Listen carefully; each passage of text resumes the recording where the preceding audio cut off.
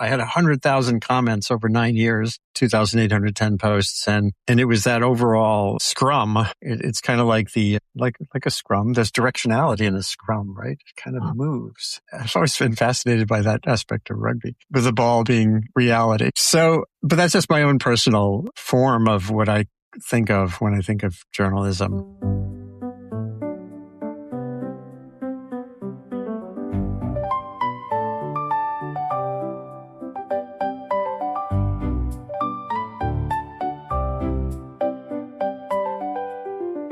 Welcome back, everyone.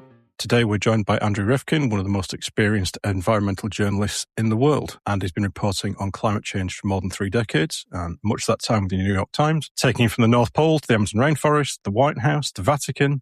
He's also worked with National Geographic, Discovery and ProPublica. He's written extensively on climate, sustainability, and the relationship between science and society.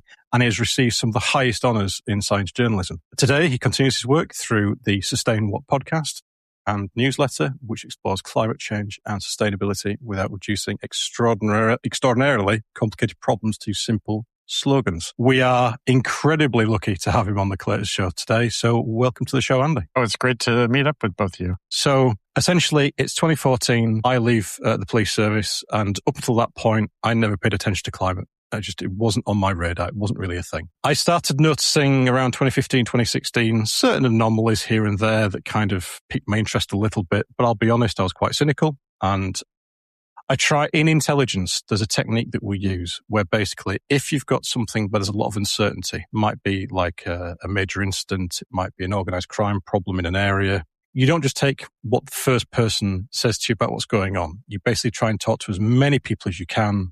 And you try and corroborate, get people's different takes. And not always, but the truth is somewhere usually in the middle, kind of. The problem I found with climate was when you start getting into climate as a person who doesn't know anything about climate, is that the spectrum is so broad, right? You've got some people going, are you kidding? It's all a hoax. It's fake news. It's nothing to worry about. We've been here before. It's fine. That's at one side of the spectrum. On the other side of the spectrum, you have other people.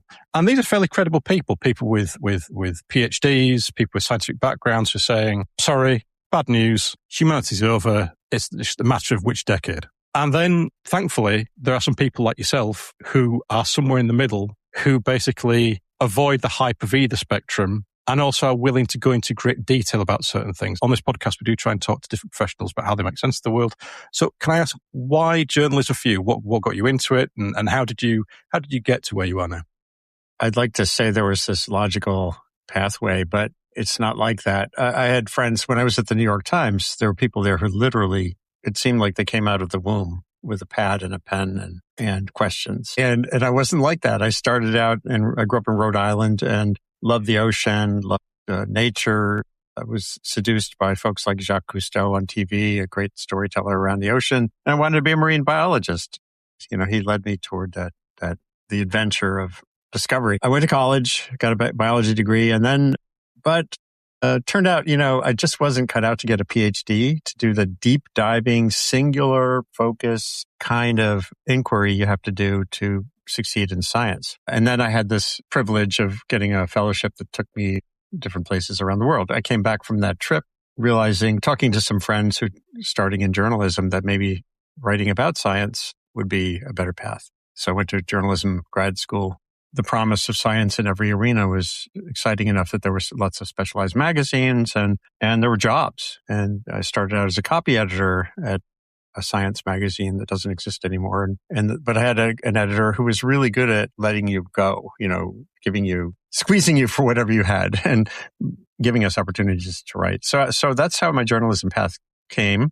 I started mostly focusing on environmental issues. And one thing I learned quickly about journalism is that the kind of crystalline, clear, mostly dark, warning kind of issues were the ones that got the most attention. My first big prize-winning story was on an herbicide, a pesticide for a weed killer, paraquat. And in the 80s, turned out people were dying from ingesting it accidentally mostly. And I look back, I think that story captured the complexity. There was complexity. It's a great tool. Paraquat, like Roundup now, which has been demonized by many, is incredibly powerful agricultural tool and actually environmentally friendly if you use it correctly. because you don't have to plow the ground. You don't have to rip up the earth. You could just kill the weeds and then plant your stuff. And so I started to understand, while the headline was thousands of people are dying from paraquat, that story also reflected the complexity. Actually, it's a really good tool. The problems are mostly accidental. There are others who are trying to ban it completely because of it's going to kill everything. Yeah, as you were just saying a minute ago we tend to be in an environment where the media and all of us focus most on drama. And so I started to feel that. And then I started writing about climate change in the mid 80s, a story relevant to the intelligence community because it was the Cold War. And there was this possibility that nuclear war was going to not only be horrific, but it would be followed by a climatic ice, like a mini ice age. Nuclear winter, it was called. And that was my first big story about climate. It was the inverse of global warming. If you put enough smoke and stuff in the atmosphere after cities burn around the world, you could create a terrible dying calamity. And then here's another example. One of the scientists I talked to who had really forged the idea, then they did some follow-up work that showed it was more like nuclear autumn. But where's your cover story? Where's your headline for nuclear autumn, right? Nuclear winter catches attention. It's not the most dramatic sounding term, is it? It sounds almost not pleasant, but it's not. It's not a Hollywood blockbuster, is it? Yeah, for sure. And then the more it'd be a lousy second film sequel, wouldn't it? Yeah, nuclear autumn, duck and cover. Instead of Jaws 2, you went from Jaws to Gums. Exactly. So, and that kind of phenomenon, I've ridden these waves of in journalism ever since, where I've seen that kind of phenomenon, where the first articulations of issues, whether it's by scientists or others, are very dramatic and scary, catch your attention, and then you get this sort of dribbly process afterwards where, well, it turns out it was way more complicated, or, well, we hadn't figured in that, but that's not a story. Where's your story in nuance or in complexity? And that, so I don't want to get too far ahead of your questions, but fairly early on in my journalism life, I was both winning awards for powerful writing that had that sort of front page quality of, I'll describe my 1988 global warming cover story had the Earth melting on a hot plate. It was like very dramatic. And that story got a lot of attention, and the issue was getting a lot of attention. And then we saw, as we'll probably talk about, things got more complicated. Can I ask you, just to take you back a little bit, about maybe journalism grad school, maybe your attitudes towards journalism before you got there? Yeah. I know nothing about journalism other than as a consumer of it. So if I ask something stupid, please tell me. What I've observed as an outsider of journalism is that kind of people become a journalist for different reasons. Okay, you've got the journalists who are, it's all about the story, and it's quite a competitive thing, and it's like a bit of a ladder climb, and the game is the story. There are some other journalists who are very much champion of the people. They are the representatives of civil society. They're there to make sure that the people have a voice, and there's a two-way street, right? They are briefed on what's happening, but they get to voice back about what's happening. And then I think there's a third kind that's kind of a truth seeker, dogged investigator, they've just got to get to the bottom of things. And I just wondered, from your perspective, what type of traits did you feel that you had maybe before you got into it? Because I'm just saying, for our listeners who perhaps know nothing about journalism. Yeah, boy, that's a rich set of questions. I think I had tried to do some writing for magazines before I realized there were some basic things I needed to learn. When I got back from the fellowship I mentioned, I had traveled to some really unusual places around the world and came back brimming with stories. I've always been the kind of person who wants to share what I've seen and experienced. And going from that to the more formal process of journalism requires some work. There are ways to write an article that are more effective than others. Obviously, accuracy matters, but not just accuracy. You have to engage people, but you don't want to overstate as well. So the basic, I think when I was in grad school at Columbia, there was sort of already among my classmates, probably there was a diversity of expectations and experience. There were people there who already had been at a sort of a low-level paper, like a Hartford, Connecticut newspaper, who wanted to go to the New York Times. And they thought that the training they would get there, or the visibility by being a Columbia graduate, would get them to the Times. And then there were people like me who literally blank slate. So and the basic things you learned were mostly structural and some ethics. for sure, but probably more structural than even ethical. And the one thing we didn't learn at my journalism school in the early 80s, at any rate, was how does information work? Like, we didn't have a course in the sociology or psychology.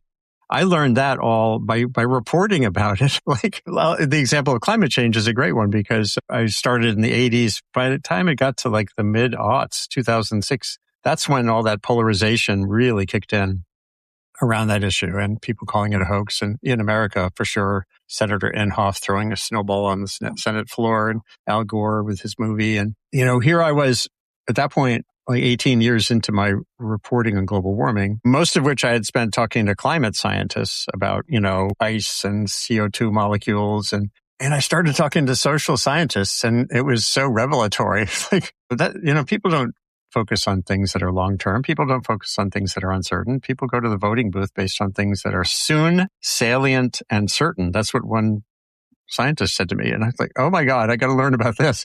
But I should have learned some of that in my training. And it's I think historically still, journalism is more a trade than a profession in a way. How to make a widget. Widget is a story. And a good story has, a great captivating opening and lots of compelling little information in the middle to make sure the reader understands you're trustworthy and good guys and bad guys. That makes for a great story. Like with climate is another example where it's all the oil companies, well, actually it's more complicated than that. So you're learning how to make the widget being a story rather than to think about the outcome of your work being a more functional society. I think we had that hope, many journalists, but it's still all framed around making a thing or a great picture or great video. One of the things that stood out to me, Andy, is you trained as a biologist, scientist, zoologist. So did I. Couldn't get a job, nor could I.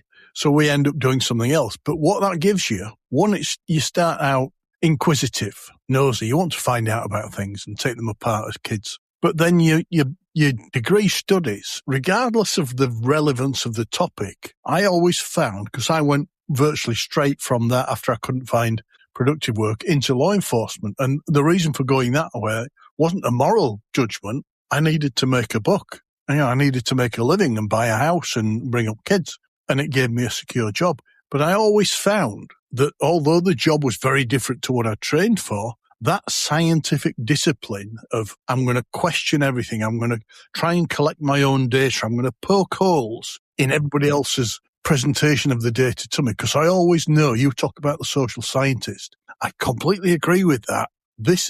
If you or I were the only human being on the world, there would be no social sciences other than how you interacted with the data of the world and how you behaved. But the moment you introduce communities and groups, it's all about influence. How can we communicate effectively with somebody else? And it's not about the quality of the information, exactly what you say. It's about producing a thing that produces the dopamine hit of the day, whatever it is. So you've not just only got to get the right data and come to the right conclusions in your head. To be effective and successful in whatever your field is, you've got to think, how can I market that to influence and control other people? In journalism, to get them to watch and buy magazines or whatever. In law enforcement, to get them to engage with our intelligence products and take action against crime. In politics, about getting votes. In business, about making money. But it's all the same information cycle. But I love this idea that you came to, quite honestly, and I agree with this in every profession. It's not actually always about morals and ethics and doing the right thing. Quite often, we have a kids program in the UK called Watch with Mother, we used to have. And it would present a story and it would say, today, children, we're going to look through, and it had a selection of windows. It'd be a round window, an oval window, an arched window, a square window. And the idea for me was always, you look at the same data, the same story, but through a different window. So you can imagine with climate change, you've got scientists, and science is a complex subject, and the products that we produce, I'm still a scientist. That's what I did for my PhD. We produce a document that's really cautious and tests the data and is based in fact and open to all our colleagues ripping it to shreds. So to read, it can be quite boring. In journalism, it's all about selling the story, be it media or the printed word. Politics, it's about selling an idea. And the big social message of these days seems to be, let's dumb the message down. You don't need to read the complex stuff. We'll make it easy. It's like pre-digested food, and we'll give you almost a binary choice. We'll make it really simple when it's not simple, and we'll give you a choice and try and persuade you that our choice, have faith in us. We've replaced science with faith. Trust me, I'm a politician. Trust me, I'm big business. And I'm not saying they're bad, but they've become very successful at producing their widgets in social sciences terms. And I really think that that's where journalism is perhaps the most important profession, because it's the one that focuses purely on selling a widget to get other people to buy it. Where things that Mark and I do, or business, it's only about money, and money's just a factor about controlling people. Does that kind of make sense? We're actually applying the same skills. Yeah, yeah. Oh my! I mean, you've sparked a lot of thoughts. I wouldn't be.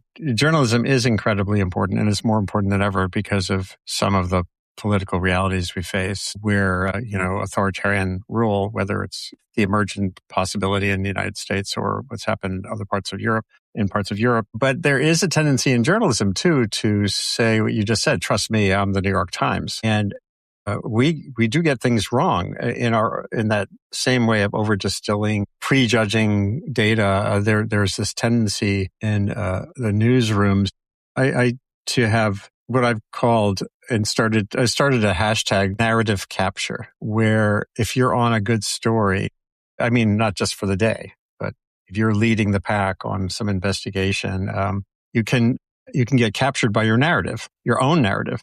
I mean, we're all captured by narratives in terms of advertising and, as you were saying, politicians. But the most dangerous moments when we create our own internal narrative and we run with that. I've seen that happen at the New York Times several times.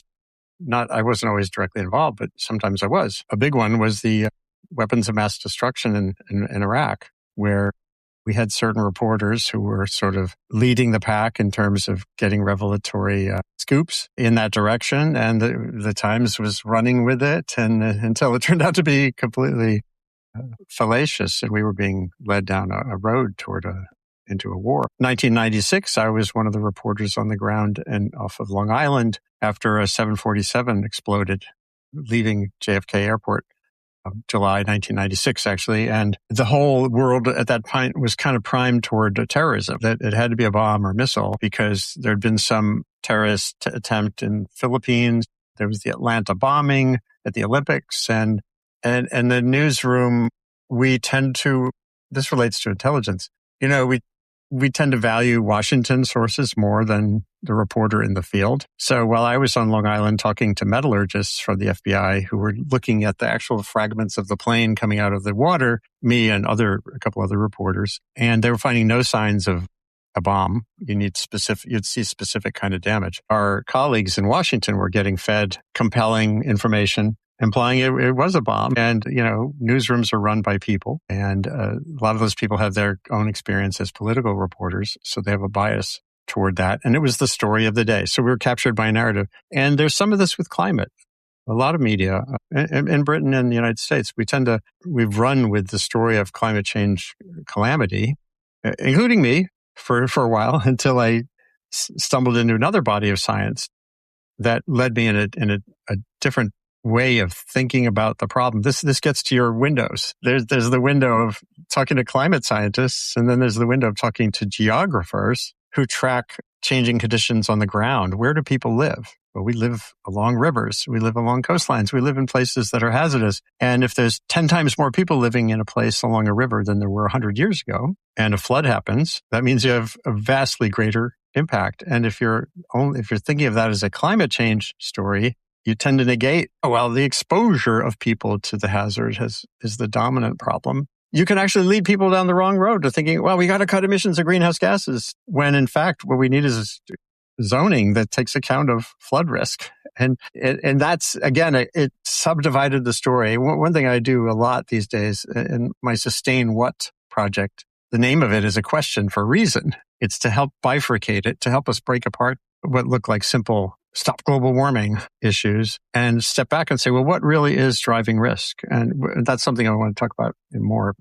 But I have to tell a little story too. You mentioned your PhD, and I think there was value in me getting trained in the basics of science, even as an undergraduate. I spent a semester in London at City of London Polytechnic, the City of London Polytechnic. And I did an independent study at the Museum of Natural History there, the Natural History Museum, with a famous herpetologist. And I was, just because it was interesting, and I got to go into that collection of all these, snakes and frogs in bottles with dates back to the 1800s. And I did this project on, this is going to seem really arcane and weird, but I was looking at the length of the tongue of water snakes. And it looked like the males and females had, the males had longer tongues. And I was going to try to I thought, oh, this is exciting. I'm just a junior in college.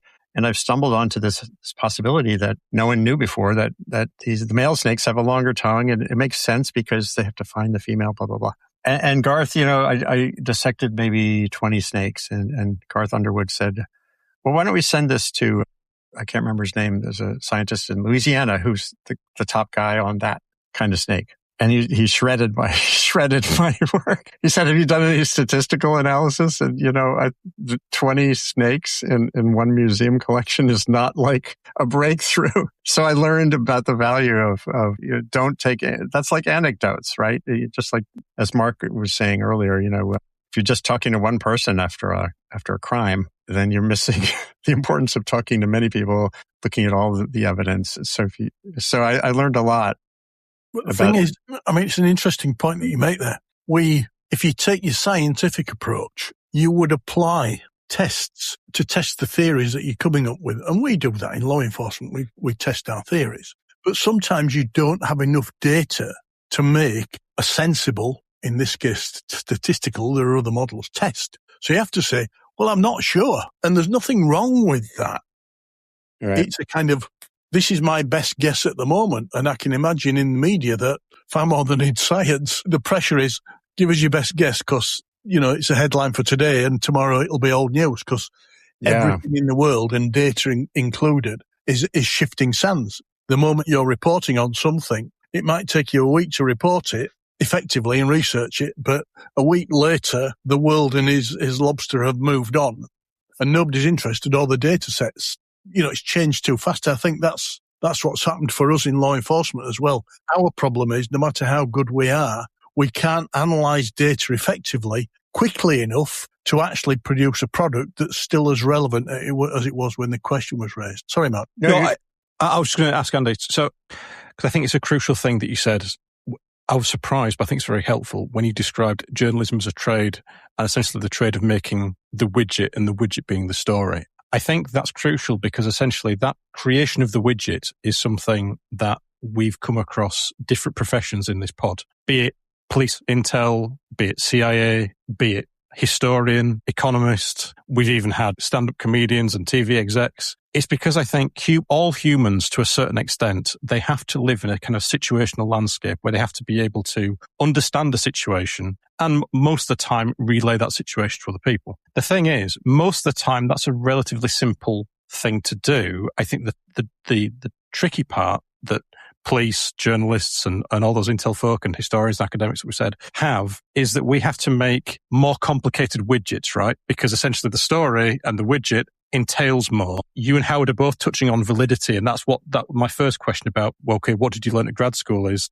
And I thought it was fascinating how you said, because I've never been to journalism grad school. I've no idea what the course is now or as you describe it. But I think it's fascinating, isn't it? Because actually, from an information science point of view, it would be really handy if I even think we should teach kids, right? Like the basics of kind of information, like semantics, how things work, and how to make a situation, how to convey it to others. Because at the moment, the reason why Howard was a great police officer, the reason why I consider you to be a great journalist is actually you kind of smuggled a lot of yourself in before you entered selection, right? You came from a scientific background. The truth matters to you.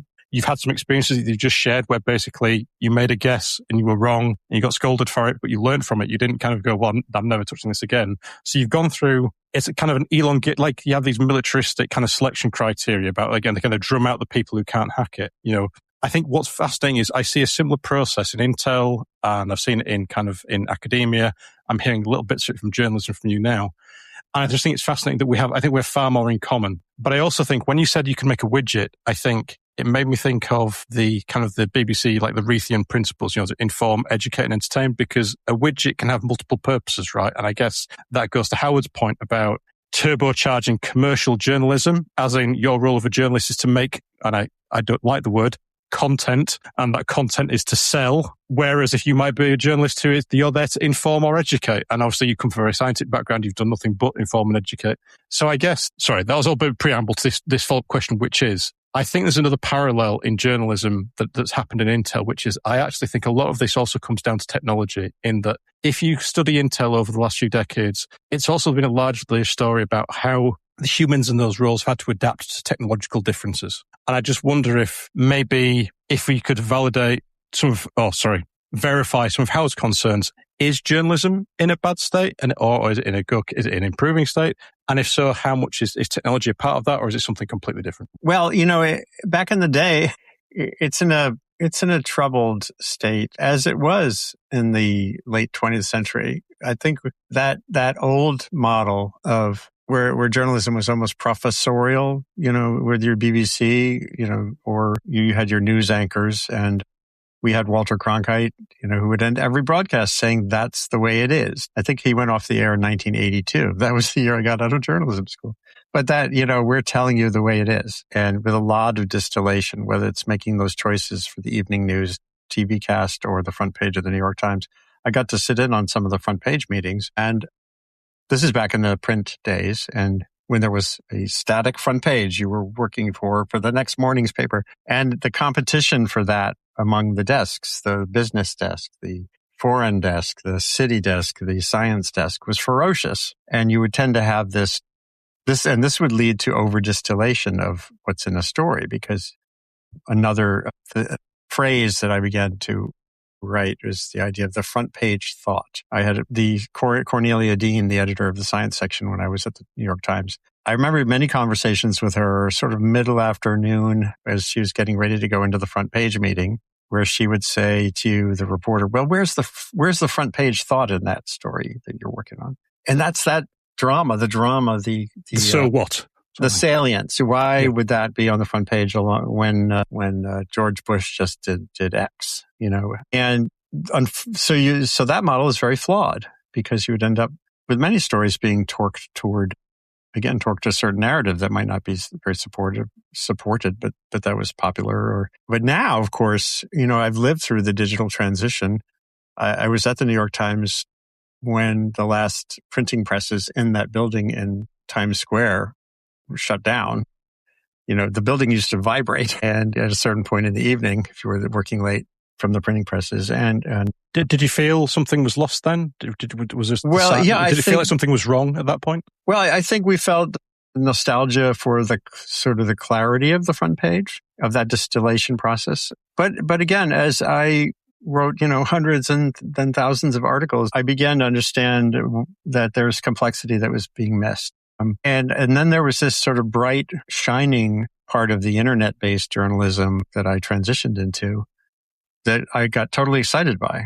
I started a blog at the New York Times in 2007 called .Earth. And it was my way, I was still doing my conventional articles, but this was my way of presenting my learning as a journalist with readers in a conversation like the one we're having, but, not video, getting more input from readers. And I use that. I love that blog because to me, it conveyed the multidimensional nature of many of the stories I was working on. The climate story is also an energy story. It's also a technology story. It's also a story about geography and development and disaster risk. And I couldn't possibly convey those dimensions with that old model. And so it was great. It felt like, and it was still the New York Times, so people would look.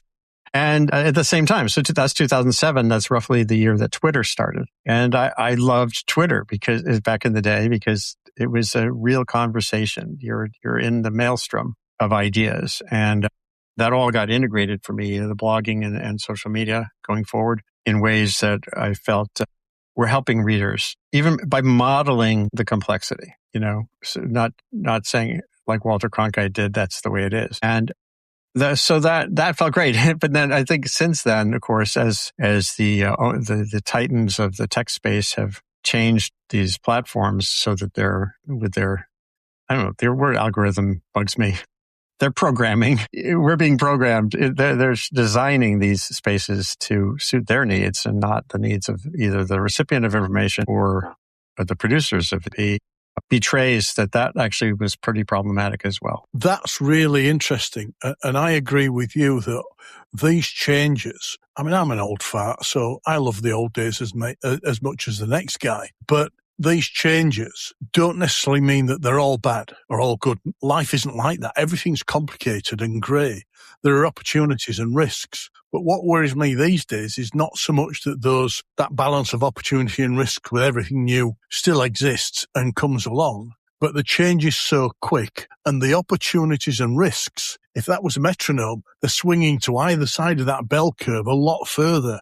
The opportunities are far more extreme, but the risks are far more extreme. And I hope we don't get into the AI debate, for God's sake, but that's another, round the corner good example. One of the things that struck me through what you were saying, I was thinking about this. We often in law enforcement have processes whereby we try and judge success and failure. And success in law enforcement, obviously there are legal and ethical standards, but success might be prosecuting a criminal offender or preventing crime. And they are things that are tested in another arena. Law enforcement do not prosecute or judge their own complaints. They go to a jury of our peers in a court, the legal system, in an ideal world. And that's actually the case in most countries around the world, whether or not you have inquisitorial or evidential systems, whatever.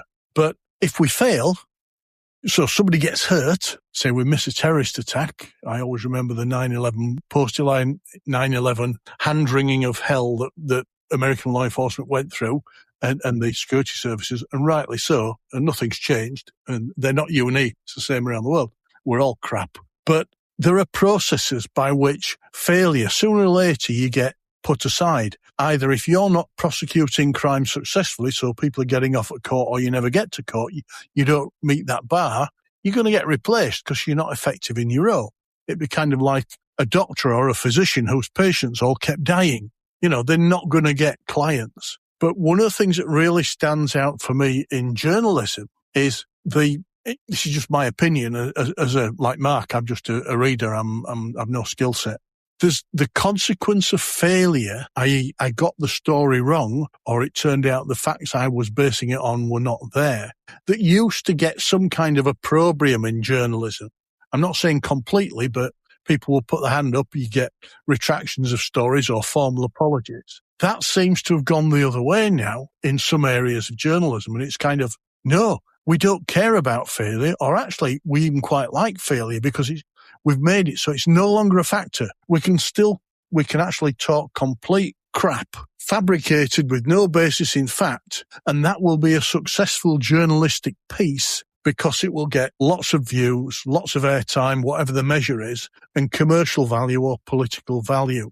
And I wonder if that's kind of one of the things that's changing.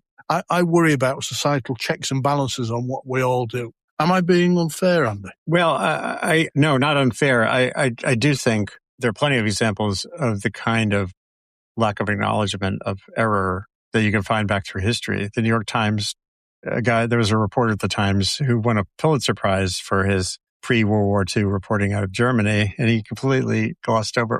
To Stalin. There was another one for Stalin where he completely glossed over. That one is even more important. Stalin whitewashed what Stalin was doing in Russia and was considered a great reporter. So the mega mistakes have been there through history. I think now the part of the challenge is the churn and the focus not just on the story of the day, but the story of the hour tend to lead to a lack of acknowledgement of error. But maybe it's more micro. And what I hate, and I've also written about, is if you're just okay with being what some would say right for the day. Well, we were right for the day. On that day, we were right because you got attention and then went forward. Is you lead to ultimately to reader disengagement. In 2008 at the New York Times, I was seeing so much climate reporting that would take the most dramatic finding and overhype it. And then there'd be a story in the other direction. Well, the Arctic sea ice is not going to go away tomorrow. Yeah, I called it whiplash. It's basically a media whiplash. And you're so focused on doing the dramatic, maybe albeit correct for that day story, that is, you're ending up disengaging the reader and leading to less trust. And it's not just climate, healthcare. Healthcare is worse. Your coffee is good for you. No, it's bad for you. GLPs, etc. Cell phones and kids. There's a whole. The Atlantic Monthly had 2 divergent articles in the Atlantic Monthly in 1 year on cell phones and kids. One by Jonathan Haidt, who's become a superstar psychologist, and the other one was like, well, maybe it's something else that's a problem with kids. That process, and that's why I think embracing complexity within the journalism world is something that needs to happen more, rather than trying to just grab attention and the like.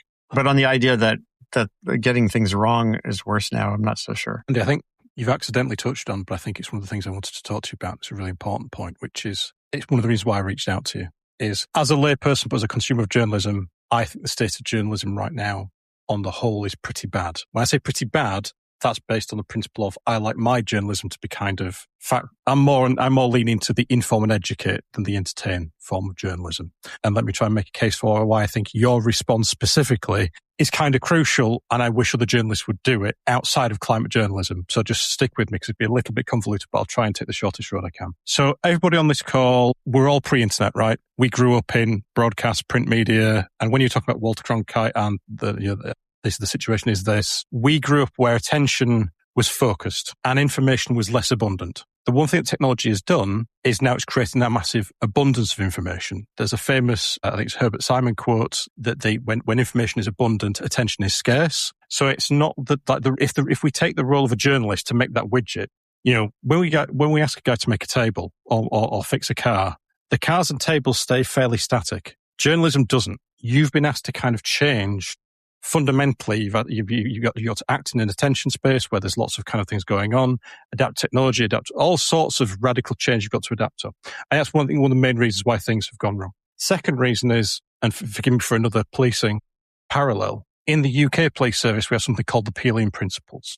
One of the Peelian Principles is this idea of, if you want to measure how good a police force is, you don't count how many crimes they're detecting, or you don't look at the crime rate.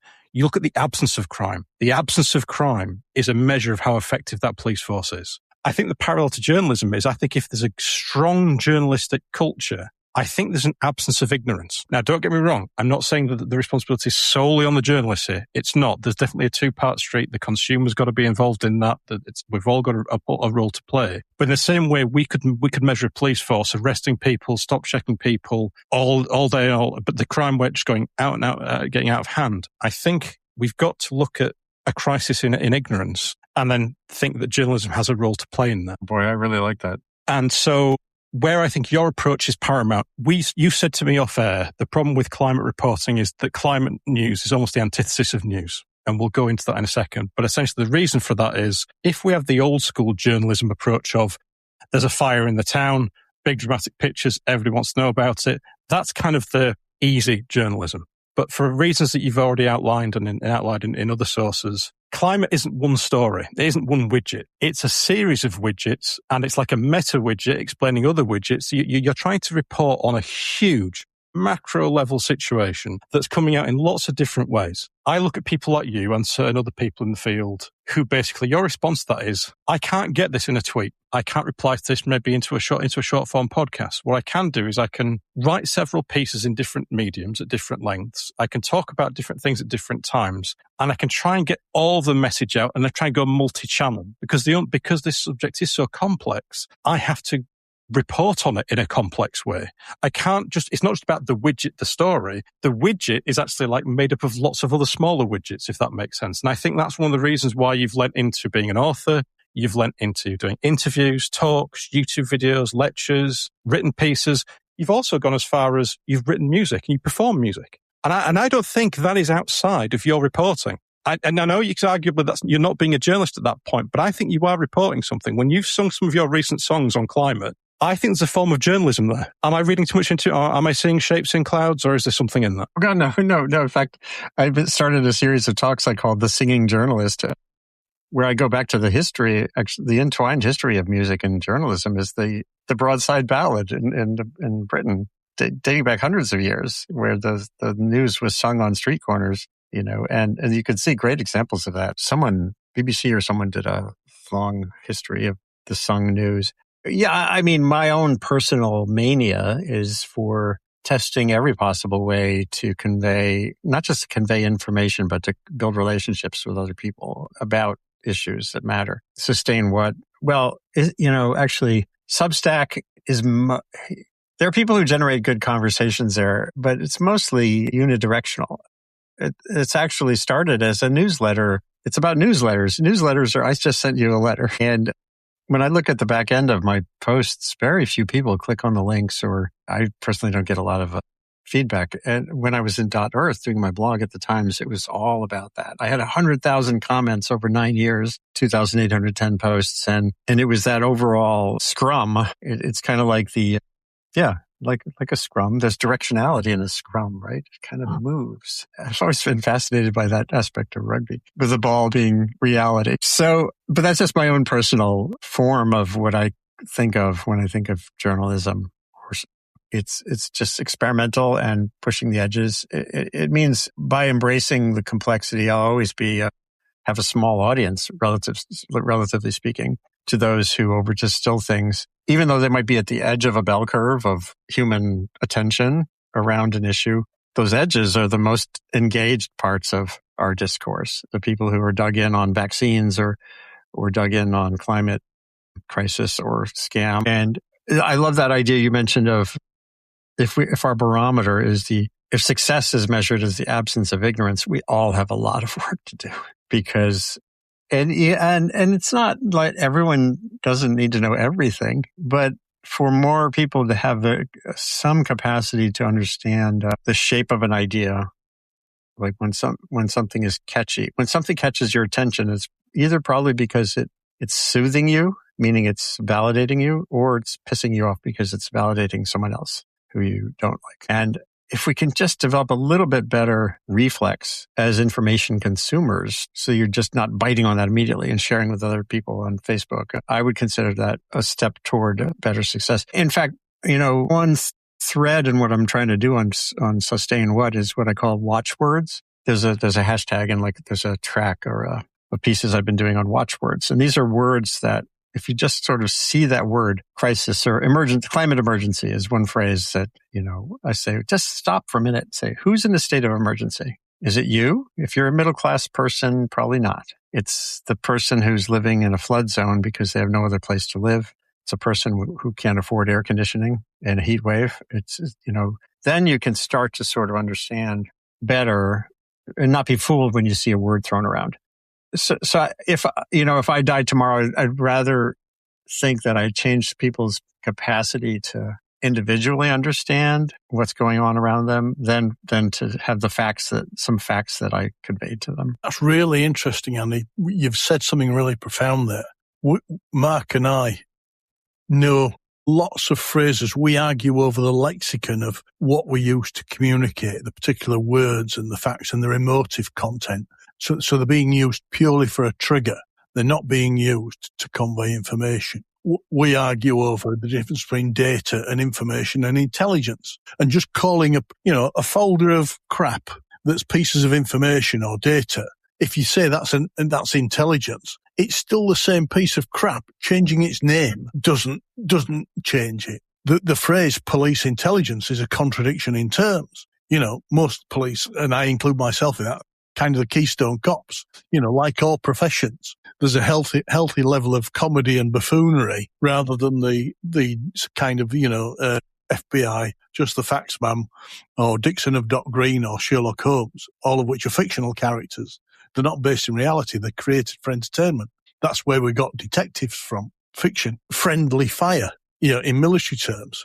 Well, I'd hate to be on the end of friendly fire and think, well, how do I know that was friendly fire rather than unfriendly fire? For me, it's unfriendly. So I think these terms are important. I like what you're saying, and I think that's part of the education, to get people to recognise these triggers. But one of the things I wanted to ask you was, you're a respected journalist. You have trained in that field, you've qualified, and you've gone through a life of experience professionally delivering a product of value that's been recognized not just for commercial success and other things like that, but for the quality of its content and its reporting. And that's great. But I wonder, we argue over the quality of journalism, as we have done in this podcast.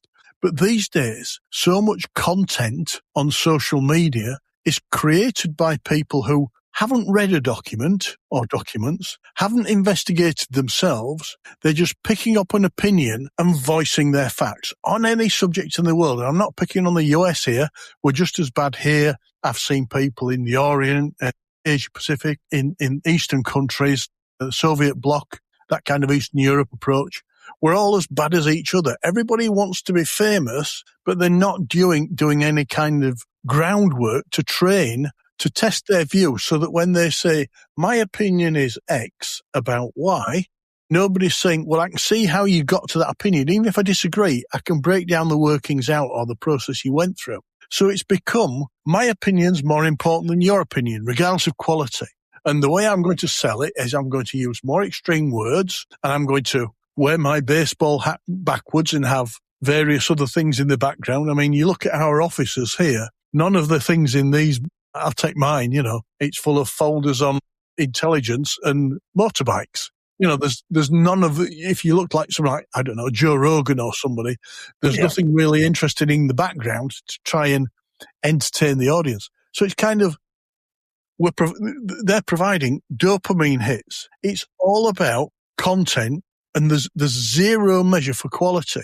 And I wonder how you feel as a journalist competing not against other journalists, but against the social media of the uninformed, creating content that people are actually drawn to over what you might call proper journalism. It's kind of like we go mad in law enforcement when you watch cop shows and you're watching actors run around, and life in the police ain't like that. We're not as good looking. We're not as successful. We don't solve the case in an hour. We have rather more numbers of facts to consider than the 8 produced in a particular murder mystery, for example. And we don't use the phrases and the processes that they do. But hey, if you watched a day in the life of the average police officer or intelligence officer in law enforcement, it's boring. And I'm sure watching you at your work, this is me thinking, hey, I spent 20 hours thinking and 2 hours reading. That's not a captivating camera feed. Do you see that as a problem, competing with the uneducated for dopamine content? No, it's a nightmare. And I know Mark has more questions too, but what's even worse is when you have the Elon Musks of the world who not only... But again, I'm sorry, for me, that's the uninformed. He may be a genius and many other things. Yeah. But I've yet to see any kind of salient production of evidence to back up his opinion. It's purely about, I control this medium.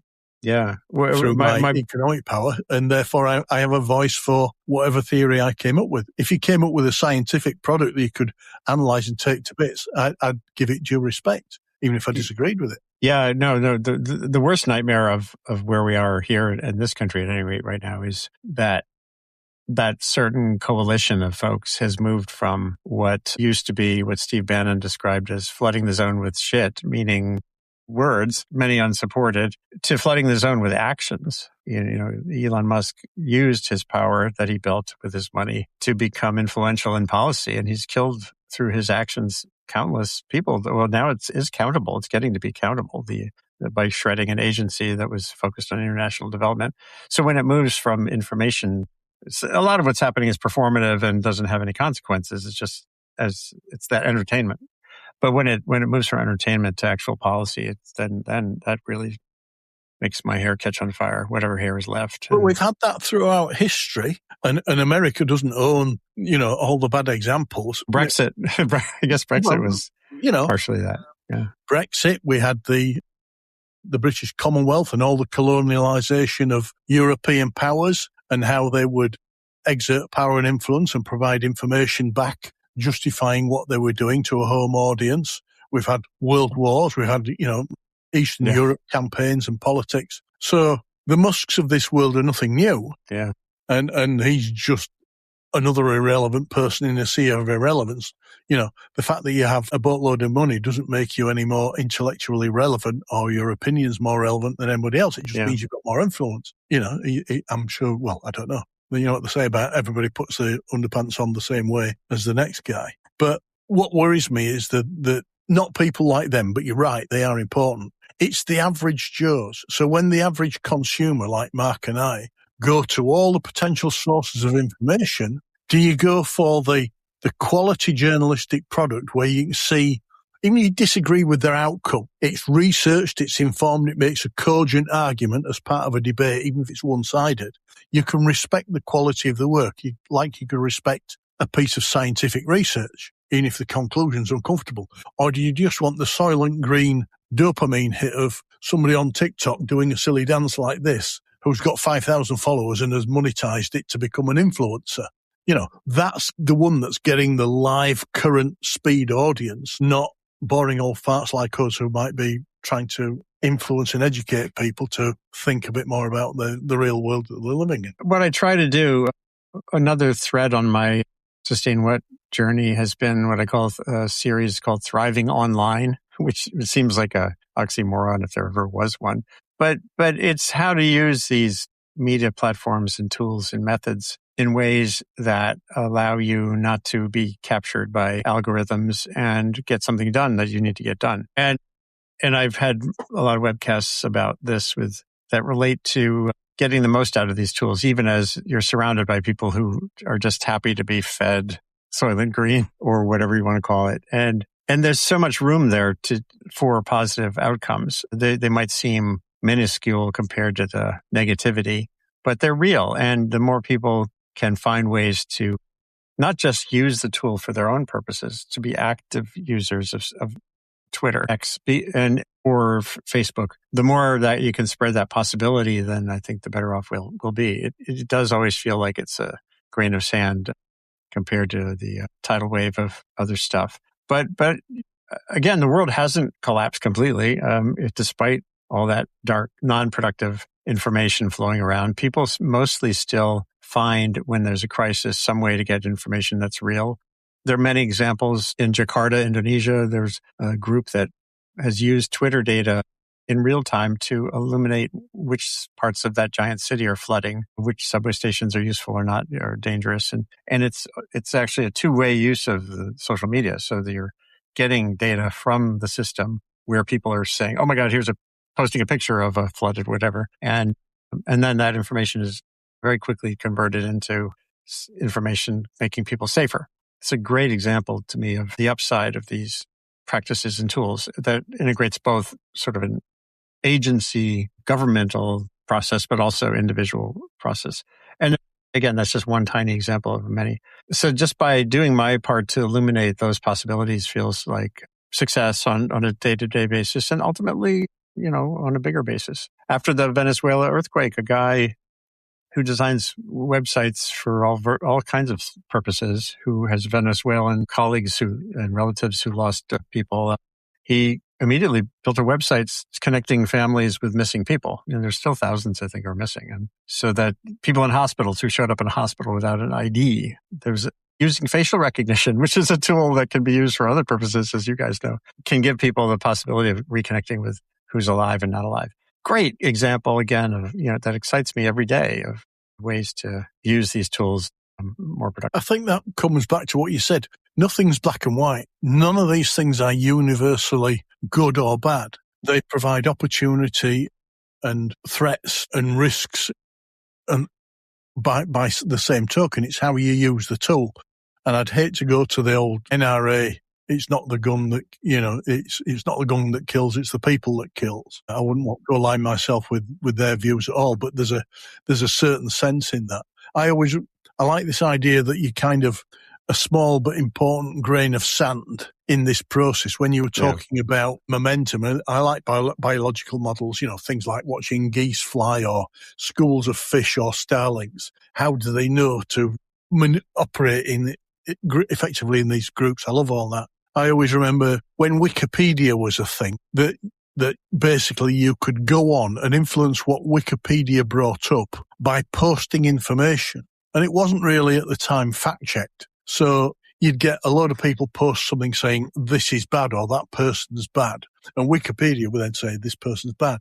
So you'd go on and say, hang on, they're good, or it's not quite that simple. Right. So you were in the battle not for truth to influence the tool. And I'm watching with great joy AI and the large language models that drive the AI tools that you see now on all the major services. At the moment, we're drawing on large language model data sets. But God forbid that it should ever become sophisticated enough with its algorithms or software to read social media posts. Because can you imagine then when you Googled, just to choose one example, there are many. It's already doing it, Howard. I think ChatGPT is already parsing Reddit, I think. They did a big deal to pass that, so it's already happening. Go from reading textual stuff, and most of these people can't be asked to write something down in a publishable form, which is great because it's a way of capturing material that doesn't turn up like that, kind of you with a blog, as well as the written stuff. But when it does, suddenly people's ability to trust that information without checking, I think, will really come under attack, which brings me full circle back to you're right to be doing what you're doing, and I salute you for it. We believe that. Well, I certainly believe it. I'm sure Mark does. But also, part of the process is not just acting, it's to educate others. Not to say this is what you must do, but to say, just think, look through the different windows, look at things from different perspectives, choose different data sets, do your own research and analysis. Be confident. If you were going to buy a car or buy a house or choose a mortgage or which football team you support, you'd be a fool not to research and kind of find the best option that fits your circumstances. But in terms of information these days, we tend to go for the dopamine hit. Sorry. I think you raise a good point, and I think this goes back to something Andy said about Substack, and I'm not picking on Substack, I like Substack, but I think it's a microcosm of a much broader problem.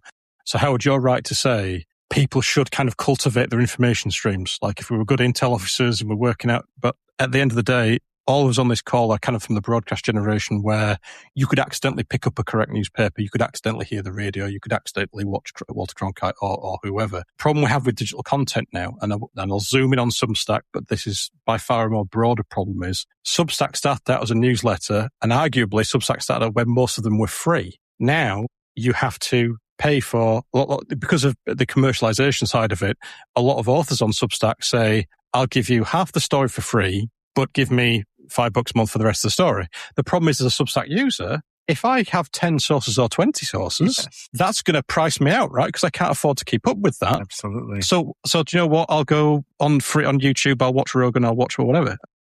But that's the same with the published media, the online newspapers. But it's a lot less, though, isn't it? You still got. It is, but it's there. I will tend to go to CNN, not because I think they are the font of all knowledge to do with the US perspective on the US and the world, in the American point of view, but because I can get it free. Where other things, there's a subscription. I do the same with UK news. I ain't paying for this stuff until I can see a return on the value of the content. And because I'm never reading it, I'm kind of blind to whether or not it's actually worth the money. Andy, it's a problem. So Andy, here's a question that I think is very unfair, and I'm not going to ask you it, but I want to tell you what the question is. Okay? You touched on it when you talked about sustain what and kind of what's going on. Because my experience with the climate was, I come from a police intel background, and Howard and I will tell you stories of the problem when you work in intel. You're working with terrorism, child sexual exploitation, human trafficking. Most of the really horrible stuff sometimes doesn't make the light of day. And it's by sheer luck reaches the light of day. It doesn't announce itself. So you're aware that bad things are happening. And you might be our job to report on how much human trafficking is happening in a certain time. The unfair question I wanted to ask you, but I won't, was, Andy, deep down, how much trouble do you think we're all in? Because I think the reason why I think it's unfair is it's very easy to go, we're no trouble, chill out. It's very easy to go, we're all dead. They're the easy narratives. When you start raising questions of, who we talking about? Are we talking about people along the equator near coastlines? Are we talking about where are they on the income distribution? I think the problem with climate, and this goes back to the idea of climate as the antithesis of news, is there's a an academic, I think he's a climate academic, forgive me if I got this wrong, but I'm just remembering it. Timothy Morton, he has this notion of hyperobjects. Yes, this right. idea there are certain things that are so big, they kind of defy explanation. So do you think climate, is that one of the main problems here? Because is climate is that kind of like a hyperobject? Is that part of the problem? And is that what makes it kind of hard to retail? Because, you could tell everybody, don't worry, you're fine. It'll cost you $1. You're all dead. That'll cost you $1. But here's a textbook for, well, it's uncertain and it's going to cost you 10. I'm just wondering if you have a view on that. Yeah, I've written about that concept in this context. The reality is that it's a monumental hyper object that is moving at us and will change the planet in ways that are profound going forward for centuries. Sea level rise being one that is ineluctable. It is a force that's being set in motion slowly, but will continue with many meters of sea level rise coming now. And warming. There's commitment to warming that's already baked in. But this is where I differ with the Extinction Rebellion folks and even my friend Bill McKibben and the others who paint the dire picture. That's it. We are creating an Earth age of our own making. I wrote that in 1992 in a book on global warming, and then it became formalized through this idea of the Anthropocene. There is a change in the world that's profound and will last millennia. It is absolutely survivable, and there are aspects of it that can be mitigated. But here's the deal.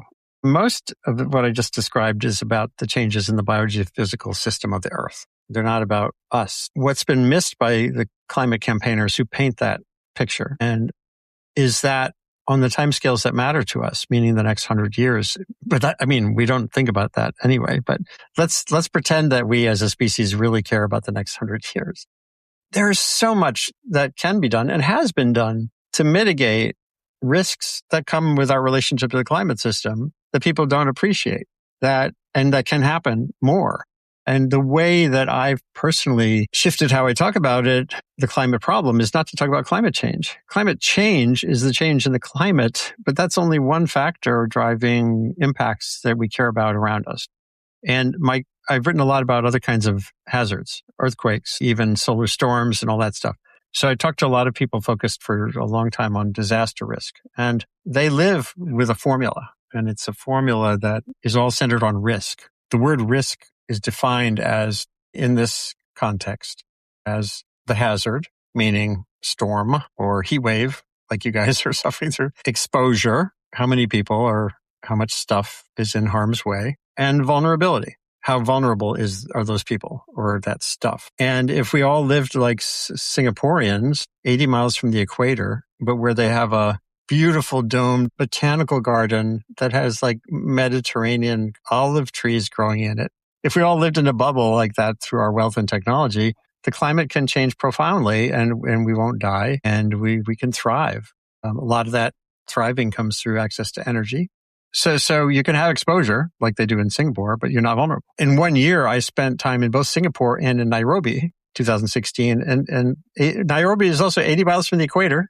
And I went to a slum with 500,000 people, 13 different tribes, most of whom have come into Nairobi in recent years, utterly vulnerable to the elements, to bad water, to storms, to everything. We can make those spots less vulnerable, and we can do a lot to change our exposure to hazards. And none of that has to do with climate change. This is like, we're talking about adapting, becoming more resilient to today's climate, let alone what's coming. And just to give you the ultimate example always is Bangladesh. Back in the 80s, 90s, Bangladesh, when I was writing about this, Bangladesh was like the poster child for people who are going to be hammered by climate change because of sea level and cyclones. And back in that era, in the 70s, 80s, 90s, when they had a bad cyclone there'd be hundreds of thousands of dead routinely, almost not like a news headline. Now, when they have similar powerful cyclones, the death rate is in maybe 100 or 200 instead of 500,000. And that's because of very simple changes in lifestyle, building small shelters that are elevated in those delta floodplains, radio, better weather forecasting. So it's like, and there are places that do a wonderful job of laying out this data, like Britain's based, Our World in Data, based out of Oxford. Not journalism, but it's telling you if you're motivated, that, you know what, death rates from weather disasters have plunged. So we can do tons of work on those things, most of which is more regional, national, even local, and create better futures for people alive today and even those who will be born tomorrow.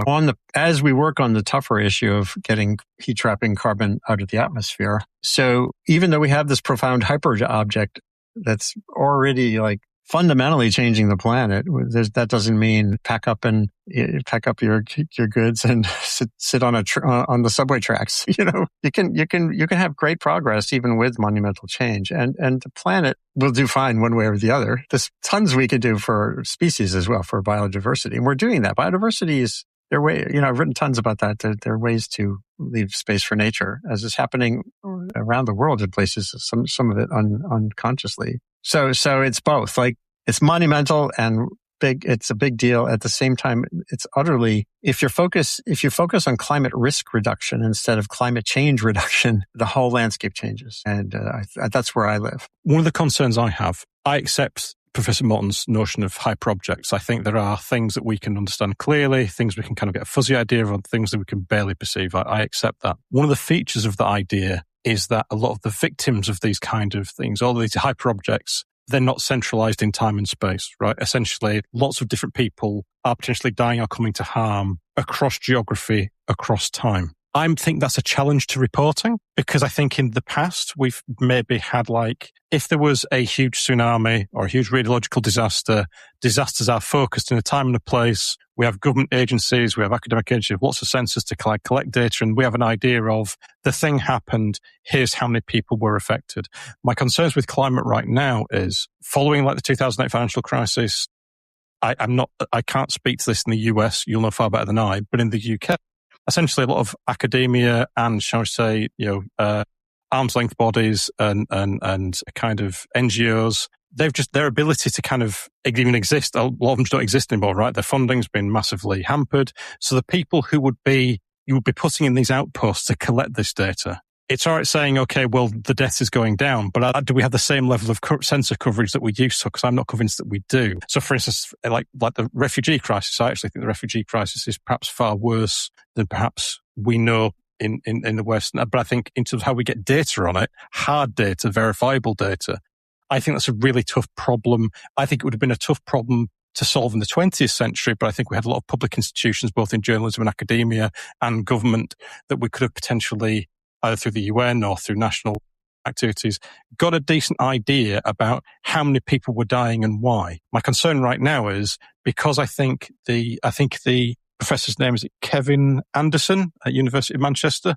I think one of his central points is most climate change victims, essentially at the bottom end of the income distribution, they're not going to be in areas where we've got high coverage, so they won't even make it as far as a study. And by the time we know about it, the crisis is far past. And so we've kind of have that kind of, Holocaust in slow motion type thing. And I totally get that this is where people push back against hyperobjects as an idea, and it's all about, you've got to put lines somewhere, it's got to be first order, second order, third order, I get that. But I do think that the one thing that I think that comes across in your writing that compensates against that is, you have a tone, at least that's the way I interpret it. Your tone appears to me as, I'm simplifying massively, anyone's problem is everyone's problem, to a certain extent, right? Because this could be you or anyone. This could be, and I think we perhaps need more of that. But am I worrying too much, or do you think we've got good? Do we know the level of harm that's happening, or don't we? And are we halfway along trying to figure out what the meta object is, or the hyper object is? Well, it's yes, and I don't think I've ever focused a show specifically on this, but I've touched on it. Science, there's what's called streetlight science. It's like searching for your keys under the streetlight. I'm sure in intelligence, this is the same thing. And we do the work where it's doable. We don't do the same work in Sudan or South Sudan that we do in Kenya. And that leads to huge data gaps. And there's a guy named Mickey Glantz, Colorado-based sociologist focused on climate, who for decades was pushing for an all-Africa meteorological capacity effort. And it hasn't really happened. So even the data we get to understand what's going on with the climate, let alone with the impacts of climate, is scant in many parts of the world that matter a lot. So yes, we have all that to worry about. At the same time, I think when I see examples in Durban, there was a terrible flash flood rain that killed a lot of people who were mostly poor. And there was a wonderful sociologist in South Africa who was studying that work, studying the impact and how those people became vulnerable and how they moved into that floodplain. And it's hard to find a spot in the world where there isn't some local or regional assessment of that kind of effort now, more than ever because of cell phones. Even many poor people are connected to the world in ways that give you the possibility of doing having a better understanding of what's going on. It's very rare now that someone dies in silence. And that doesn't mean, well, for example, on heat impacts in India are for sure underreported. When there's a heat wave, how many people die? You have to make some assessment, some projections because there's so many people who are just off the grid. Although even there, because of digital money now, even the poorest people in India have some possibility of being marked part of the system. I think we're getting away from the idea that there are these invisible impacts or at least they can be visible if science does a better job of integrating, searching for, getting away from the streetlights. I think the overall trend still, when I follow the work of people like a Netherlands-based scientist, Lawrence Bauer, Bouwer, who keeps doing meta-analysis of impacts related to climate, it's still mostly exposure and vulnerability that lead to losses and harms, not the change in the climate itself. And that still means there's work that can be done on the ground, even while we work on that really tough problem of getting the carbon out of our energy systems, that can greatly ameliorate these losses. So it's kind of, again, sort of a both situation. No, that's great. Is there anything else you want to go over before we wind it up? Well, yeah, I want to hammer that the other reality that I think emerges in my climate reporting is that risk reduction possibility through vulnerability and exposure. And then when we do have these wicked hazards, the heat waves are pretty clearly linked to global warming. But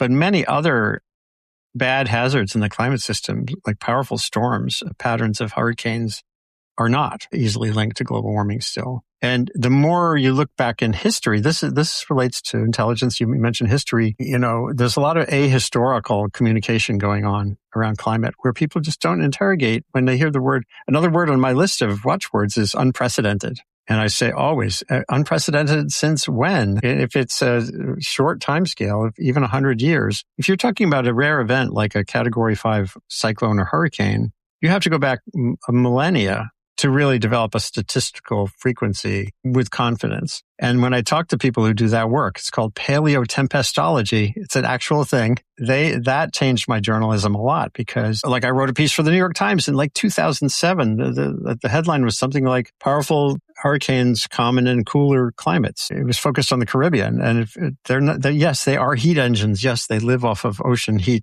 but there are many other factors that make hurricanes that stimulate their coming and going. El Ninos kill off Atlantic hurricanes, etc. So when you look on a long time scale, you realize that Puerto Rico, for example, has been hit by potent hurricanes and with pretty much an imperceptible, complex pattern that there's no pattern that's independent of warming, of climate. Then along comes Hurricane Maria and everyone goes, oh, climate change. So, including the media. And so that's another reality. History matters hugely, and understanding when you see an extreme event. The word extreme is itself implicitly defined by timescale, by extreme based on a sample over a certain period of time. And the rarer something is, the more time you have to look at.